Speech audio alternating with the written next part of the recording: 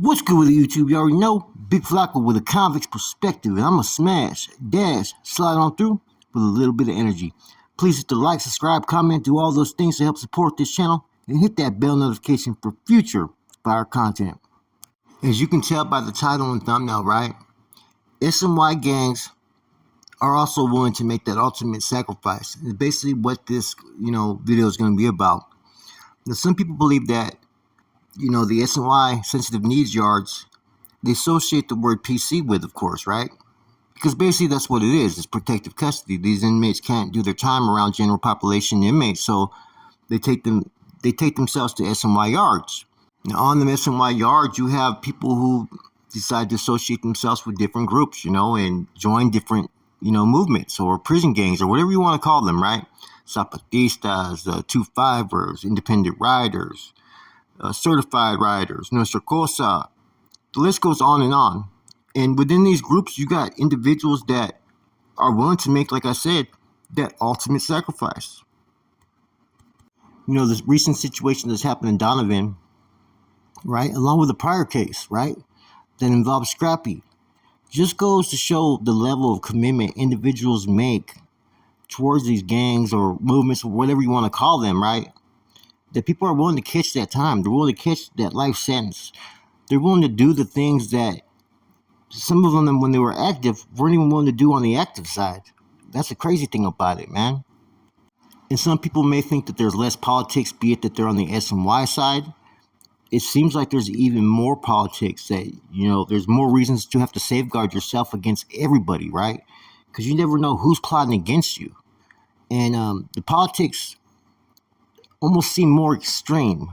They're more about who is basically with it, right? Who's ready to make that sacrifice, as opposed to having something that they consist of being righteous and just in their cause.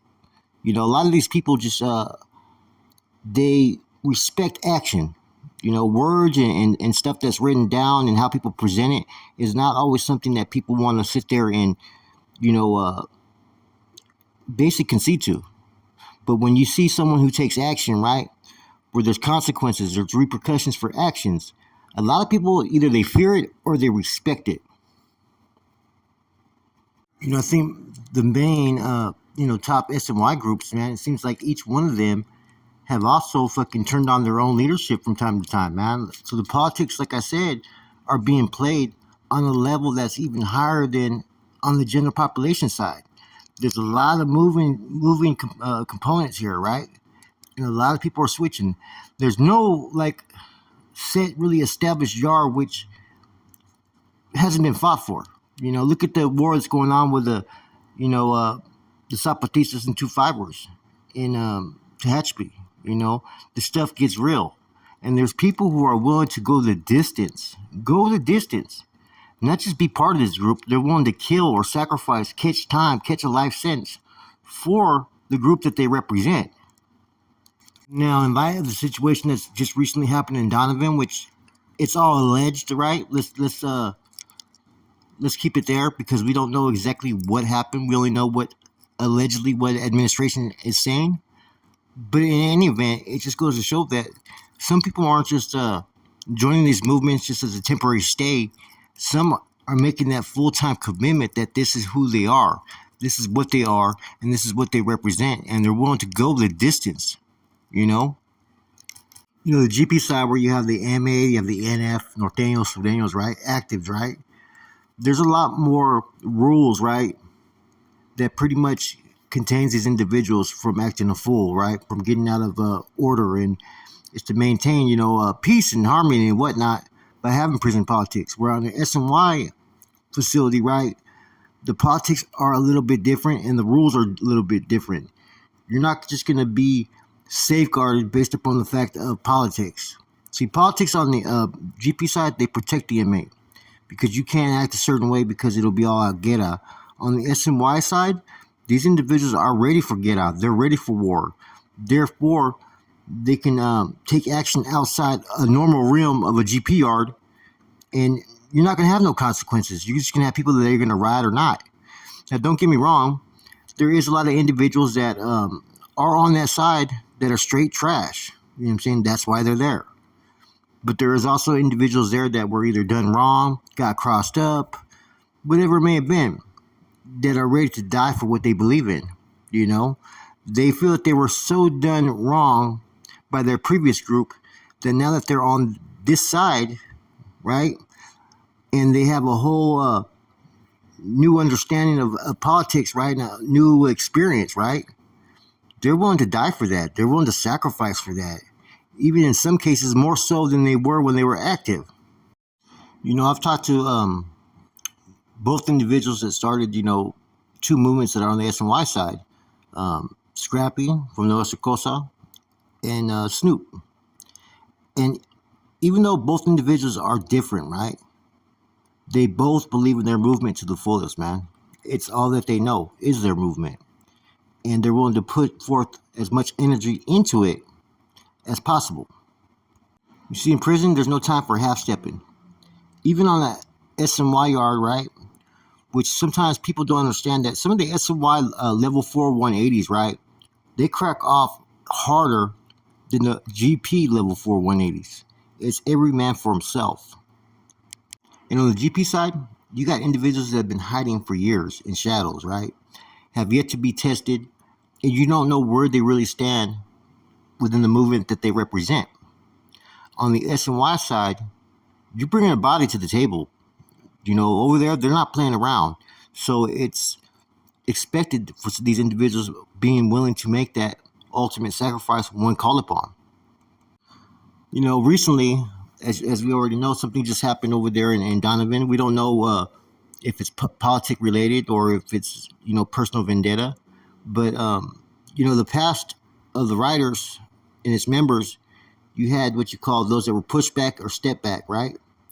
And if you step back, there usually wasn't no consequences unless you had still a writer tattoo on you. Previously, if you were part of the writer movement and you wanted to walk away, you could walk away on your own free will. Now, has that since changed? That's the question. The matter that happened in Donovan, right? We got all kinds of people speculating what it's all about, right?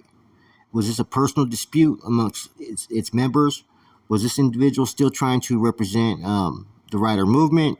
I know for a fact that he was not a Nuestra Cosa member because I talked to Scrappy yesterday, and Scrappy told me straight up that this individual champ was just an old man, that his wrists weren't no good, right? He wasn't really a threat, and that he was never ever would have been considered to be a Nuestra Cosa member, even if things were all good on his end.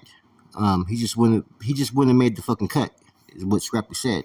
Now, the other thing that I find kind of interesting with these S&Y groups is this. They don't, just recruit just based upon, geographical location or race. It's like you'll have dudes that were former Southsiders, dudes that were former, Usos or Asians or whites that are in all these groups, right?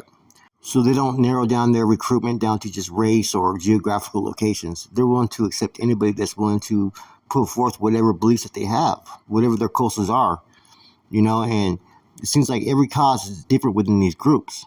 There's no really set, mandate that all these groups are striving towards. There's always something different. A lot of it's just power control and basically being able to maintain on these yards. It seems like the same focal point that all the traditional four, right, have, which is to control all the rackets and drugs and cell phones, is the same things that these S&Y groups are trying to do and maintain on these yards.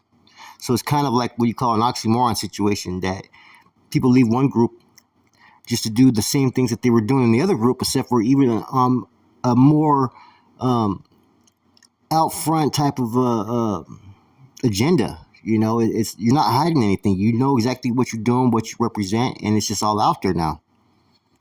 And that some of these S&Y groups, right, were built off the same thing: propaganda. The threat of oppression, the threat of this group, and we're against the actives. But when you get to the S&Y yards, the same thing that they're preaching, they no longer really have to really contend with. Because if you're labeled as an SCG group now, they're not sending you to some of those non-designated yards because you get out there, they already know what time it is, man. They're trying to separate people still. Anyways, I figured instead of doing a repeated like video based upon what happened yesterday in Donovan, I would just talk about some of these SNY groups, man, without going into the details of their functions, right, and just generalize it, right, because there's been a lot of fucking muertes that have happened within all these groups.